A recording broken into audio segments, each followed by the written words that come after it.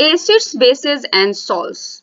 तो ये है हमारा आज का टॉपिक जिस पर हम डिस्कस करने वाले हैं। ये हमारे क्लास 10th का एक चैप्टर है केमिस्ट्री का, और ये चैप्टर आपने पहले भी पढ़ा होगा क्लास 7th में। तो क्लास 10th में कुछ जानते हैं कि आप डिटेल में दिया होगा और कुछ नई चीजें भी इंक्लूड की गई होंगी। तो आज हम इसी चैप्टर को डिस्कस करने वाले हैं। Welcome back to Starbird Edu Point. चलिए आगे देखते हैं। तो पहला टॉपिक है हमारा what are acids and bases. सबसे पहले हम इनके बारे में जानेंगे कि हमारे एसिड्स क्या होते हैं। तो एसिड्स में सबसे पहले देख लेते हैं इसकी definition. Acids may be defined as the species which in the aqueous solution, that is when dissolved in water, furnish one or more hydronium ions. The hydronium ion is simply the hydrated protons. तो जैसा कि आप definition में देख ही सकते हैं कि acids हमारे वो एक तरह के स्पीसीज हैं या केमिकल कंपाउंड्स हैं जो वाटर में डिसॉल्व होने पर, एक्वस वर्ड जो है ये वाटर से रिलेटेड है, ठीक है। एक्वस सॉल्यूशन मतलब जो वाटर में सॉल्यूशन बनाया गया हो।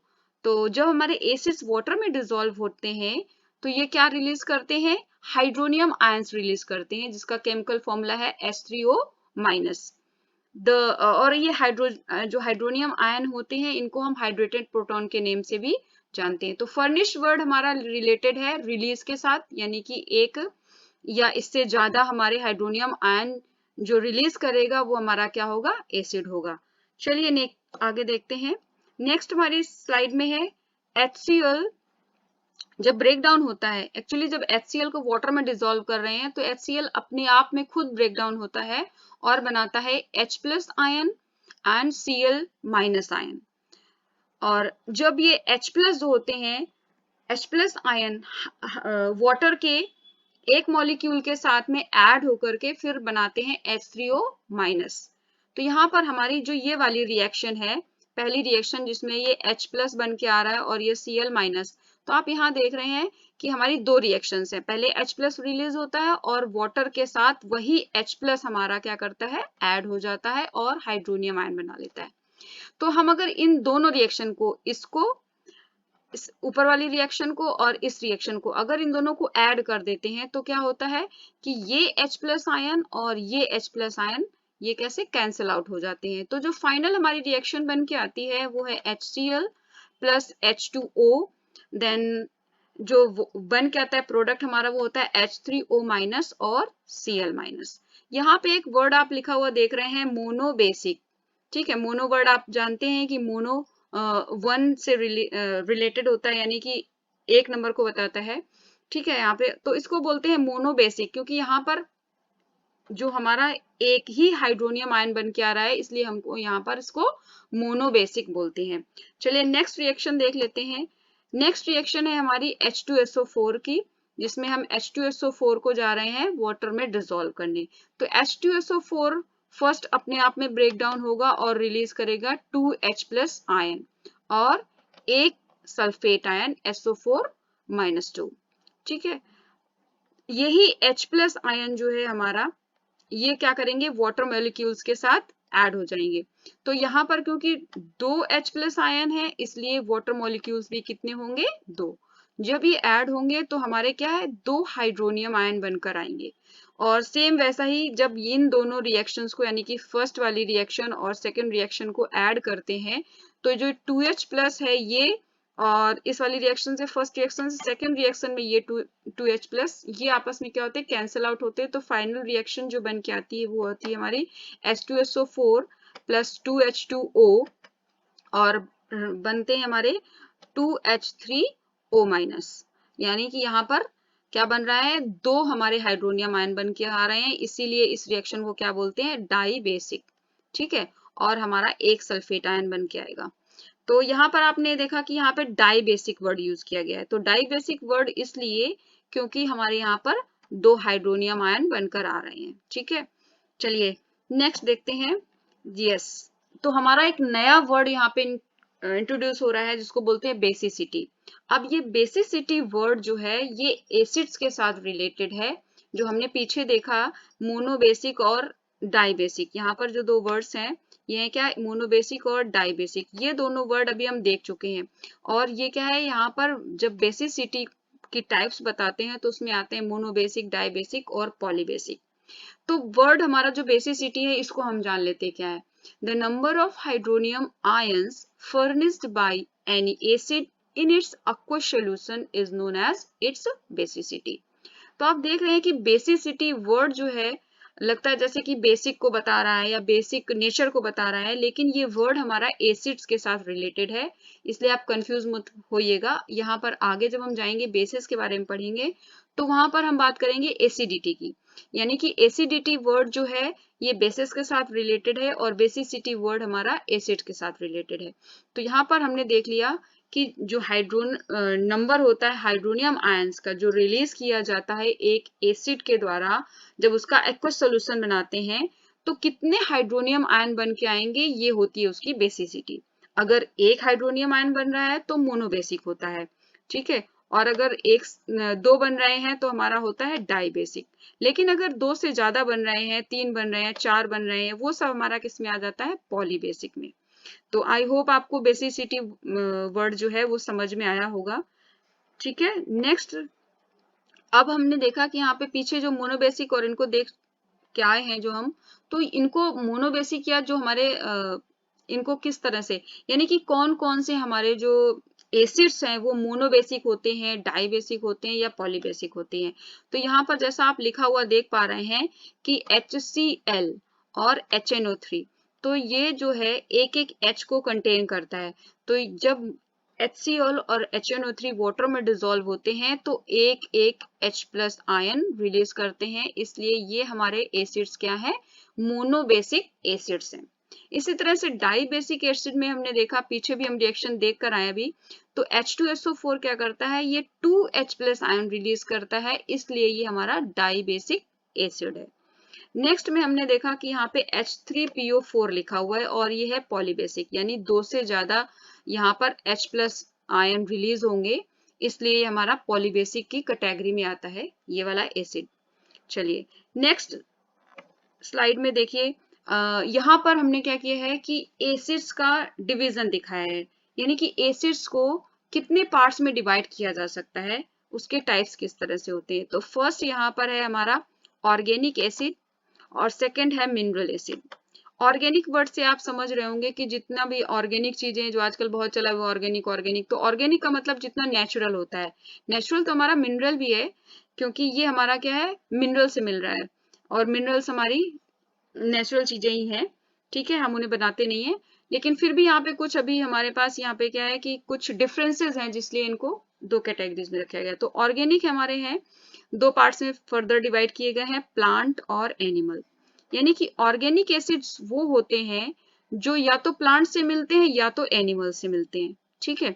और मिनरल एसिड्स वो होते हैं जो हमारे मिनरल्स से बनाए जाते हैं। एक्चुअली इनको ये लैब में बनाए जाते हैं मिनरल्स की हेल्प से, इसलिए। और यहाँ पर एक चीज और आपको बता दूं कि जो ऑर्गेनिक एसिड्स होते हैं ये वीक एसिड्स होते हैं, और जो मिनरल एसिड्स होते हैं ये हमारे स्ट्रॉन्ग एसिड होते हैं। तो आपने पहले भी पढ़ा है क्लास 7th में कि जो एसिड्स होते हैं वो कोरोजिव नेचर होते हैं, जो मिनरल एसिड होते हैं वो हाईली कोरोजिव होते हैं, यानी कि किसी भी सरफेस पे पड़ते हैं तो वहां पे कोरोजन कर देते हैं, इवन स्किन वगैरह पे पड़ते हैं, कपड़ों पे पड़ते हैं तो वहां पर क्या, उसको जला देते हैं, ठीक है। तो आप कोरोजिव इन नेचर का मतलब भी समझ ही गए होंगे। चलिए नेक्स्ट में हमने क्या किया है कि ऑर्गेनिक एसिड्स को उसके जो पार्ट्स हैं फिर उसको ये देखने के लिए कि वो हमें किस चीज से मिल रहा है, कि किस प्लांट से कौन सा एसिड मिल रहा है, यहाँ पर हमने उस चीज को दिखाया, यानी कि सोर्सेज दिखाए गए, ठीक है। तो फर्स्ट है हमारा सिट्रिक एसिड। सिट्रिक एसिड जैसा कि आप वर्ड से समझ रहे हैं सिट्रस फ्रूट से मिलता है, जैसे कि लेमन हो गया, ऑरेंज हो गया। तो सिट्रिक एसिड के जो सोर्सेज हैं वो है सिट्रस फ्रूट लाइक लेमन और ऑरेंज। नेक्स्ट है हमारा टार्टरिक एसिड। तो उसको मैं बताने से पहले मैं बताना चाहूंगी कि ऑक्जेलिक एसिड के बारे में आपका। ऑक्जेलिक एसिड जो है हमारा गुआवा से मिलता है, तो गुआवा एक फ्रूट है, ठीक है, प्लांट का पार्ट है वो भी। नेक्स्ट है हमारा एसिटिक एसिड। तो एसिटिक एसिड जो है इसके बारे में आप पीछे पढ़ ही चुके होंगे। एसिटिक एसिड को एसिटिक एसिड जो है हमारा विनेगर में मिलता है, और विनेगर हमें पता है कि गन्ने के जूस से बनता है, या समटाइम्स एप्पल साइडर विनेगर भी होता है। तो विनेगर भी हमारा प्लांट का एक जूस से बनता है, तो एसिटिक एसिड भी आप पहले पढ़ चुके हैं जिसको सिरका भी बोला जाता है। यहाँ पर मैं टार्टरिक एसिड के बारे में इसलिए नहीं बता रही हूँ क्योंकि मैं चाहती हूँ कि टार्टरिक एसिड के बारे में या इसका जो सोर्स है उसके बारे में आप मुझे बताएं, यानी कि आप मुझे कमेंट करके बताएंगे कि ये किस प्लांट में मिलता है, इसका सोर्स क्या है। ठीक है, तो आई होप आप मुझे कमेंट करके जरूर बताएंगे, मैं वेट करूंगी। चलिए नेक्स्ट देख लेते हैं जो हमारा एनिमल है। तो एनिमल में हमारा फॉर्मिक एसिड आता है और ये हमारा मिलता है आंट्स में। फॉर्मिक एसिड होता है, इसको हम मेथेनोइक एसिड भी बोलते हैं और इसका केमिकल फॉर्मूला है HCOOH। ठीक है, तो ये इसका फॉर्मूला है। दूसरा है हमारा लैक्टिक एसिड, तो इसका सोर्स तो आपको पता ही होगा, पीछे भी हम पढ़ चुके हैं कई चैप्टर्स में लैक्टिक एसिड। ठीक है, लैक्टिक एसिड हमारा मिलता है मिल्क में, तो इसका सोर्स क्या हो गया, मिल्क। तो इसके बारे में मैंने एक बना रखी है वीडियो पहले भी, क्लास 7th के अकॉर्डिंग है वो, तो आप चाहें तो उसे भी देख सकते हैं इन एसिड्स और बेसिस के बारे में समझने के लिए। चलिए नेक्स्ट हमारा देख लेते हैं। अब हमने यहाँ पे देखा है मिनरल एसिड को। मिनरल एसिड्स के अभी हमने यहाँ पे एग्जांपल लिए हैं, जैसे कि सबसे पहला एग्जांपल है हमारा हाइड्रोक्लोरिक एसिड। तो हाइड्रोक्लोरिक एसिड हम पीछे पढ़ के आए हैं इसके बारे में कि हाइड्रोक्लोरिक एसिड जो होता है इसका फॉर्मूला होता है HCl और ये भी मिनरल एसिड है, मिनरल से हमें मिलता है। दूसरा हमारा आता है नाइट्रिक एसिड। नाइट्रिक एसिड भी पढ़ लिया हमने HNO3। तो जैसे HCl है, HNO3 है, पीछे हम इनके बारे में बात करके आए हैं, जैसे कि सल्फ्यूरिक एसिड हो गया H2SO4 और फॉस्फोरिक हो गया हमारा H3PO4। तो इनके बारे में हमने पीछे देखा है और इनके बारे में ये भी हमने देखा है कि इनका केमिकल फॉर्मूला क्या होता है। यहाँ पर मैं एक आपके लिए होमवर्क और दे रही हूँ कि आप मुझे कार्बोनिक एसिड का केमिकल फॉर्मूला बताएंगे कमेंट करके, क्योंकि मैं देखना चाहती हूँ कि आप लोगों में से कितने लोग हैं जो इसके बारे में जानते हैं, आपने पहले सुना है या नहीं सुना है इसके बारे में। तो आई होप आप मुझे कमेंट करके बताएंगे, मैं देखना चाहूंगी कितने लोग बता रहे हैं। चलिए नेक्स्ट देखते हैं बेसिस। तो अभी तक हमने जो यहाँ पर डिस्कस किया वो हमारा एसिड्स के बारे में था और वो एक तरह का इंट्रोडक्शन ही था। अब यहाँ पर हम देखेंगे बेसिस के बारे में। तो सबसे पहले हम यहाँ पर देखेंगे definition. Bases can be defined as the chemical species which when dissolved in water furnish one or more hydroxide ions। ठीक है, पीछे हमने जब देखा था तो वहां पे हम देख रहे थे कि एसिड्स को डिसॉल्व किया जा रहा था, यहाँ पर बेसिस को। तो स्पेशली हम ये देख पा रहे हैं कि दोनों में हम क्या कर रहे हैं, उनका एक्वस सोल्यूशन ले रहे हैं, उनको वाटर में डिसॉल्व कर रहे हैं। ठीक है, तो बेसिस जब वाटर में डिसॉल्व होते हैं तो वो क्या रिलीज करते हैं, हाइड्रोक्साइड आयंस, जिनका फॉर्मूला होता है OH माइनस। ये क्लास 7th में आप पहले भी देख चुके होंगे इसके बारे में कि OH माइनस जो होता है ये हमारा है हाइड्रोक्साइड आयन का फॉर्मूला। तो जब बेसिस, जो भी बेस एक हाइड्रोक्साइड आयन या उससे ज्यादा रिलीज करता है उसको हम क्या बोलते हैं, बेस बोलते हैं। वो एक हमारा बेसिक सब्सटेंस होता है। तो यहाँ पर जैसे कि हम पीछे बात करके आए थे एसिड्स के बारे में कि बेसिसिटी क्या होती है, उसी तरह से हम यहाँ पर बात करेंगे कि एसिडिटी क्या होती है। तो सबसे पहले यहाँ पर एसिडिटी को देख लेते हैं। जैसा कि यहाँ पे मैंने आपको दिखा रखा है इसकी definition, number of OH minus ions furnished by the base per molecule in its aqueous solution। ठीक है, तो ये जब aqueous solution में कितने OH माइनस रिलीज हो रहे हैं ये उसकी क्या होती है, एसिडिटी होती है। ठीक है, और फर्दर इस एसिडिटी को डिवाइड किया गया उसी तरह से कि mono acidic and di acidic and poly acidic. तो मोनो एसिडिक जैसा कि वर्ड से आप समझ में आ रहा है, जो बेसिक सब्सटेंस एक OH को, एक OH माइनस आयन को रिलीज करेगा वो हमारा क्या आएगा, मोनो एसिडिक में। तो मोनो एसिडिक के हमारे एग्जाम्पल हैं KOH और NaOH। ठीक है, तो जैसा कि आप फॉर्मूले से भी समझ सकते हैं, एक OH है इसके पास और इसके पास भी एक OH है, तो ये दोनों जब वाटर में डिसॉल्व होंगे तो एक OH माइनस रिलीज करेंगे, OH माइनस आयन रिलीज करेंगे। तो ये हमारे इसी वजह से क्या आते हैं, मोनो एसिडिक सब्सटेंसेज हैं। ठीक है, नेक्स्ट में हमारा डाई बेसिक में है, सॉरी डाई एसिडिक जो सोल्यूशन है सब्सटेंस है हमारा वो क्या है, MgOH whole twice and CaOH whole twice. तो हमारा जो डाई एसिडिक बेस है वो कैसा है, यहाँ पर वो क्या कर रहा है, रिलीज कर रहा है 2OH माइनस आयंस को रिलीज कर रहा है, इसी वजह से ये हमारा डाई एसिडिक है। पॉलीएसिडिक में हमने एग्जांपल लिया है AlOH होल थ्राइस का। तो ये है हमारा एल्यूमिनियम हाइड्रोक्साइड। यहाँ पर आप देख रहे हैं कि नंबर ऑफ OH आयंस जो लिखे हुए 3 लिखे हुए हैं, तो जाहिर सी बात है ये क्या करेगा, 3 OH माइनस आयंस को रिलीज करेगा, इसी वजह से ये हमारा पॉली एसिडिक बेस है। ठीक है, तो आई होप आपको यहाँ पर एसिडिटी भी क्लियर हो गई होगी, और पीछे हमने बात की थी बेसिसिटी के बारे में। तो ये दोनों वर्ड जो है सुनने में जैसा हमें लग रहा है, लेकिन ये रिलेटेड है अपोजिट से। जैसे कि एसिडिटी वर्ड जो है रिलेटेड है हमारा बेसिक सब्सटेंसेस के साथ, उसी तरह बेसिसिटी वर्ड रिलेटेड है हमारा एसिड्स के साथ।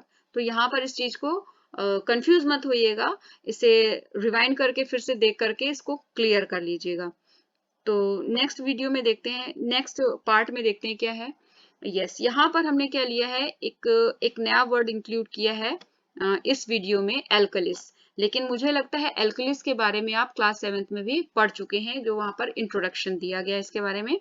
तो एल्कलिस क्या होते हैं, the basis which are soluble in water known as alkalis, यानी कि ऐसे बेसिक सब्सटेंसेस, ऐसे बेसिस जो वाटर में सोल्यूबल हो जाते हैं, घुल जाते हैं, डिसॉल्व हो जाते हैं, उनको बोलते हैं हम एल्कलिस।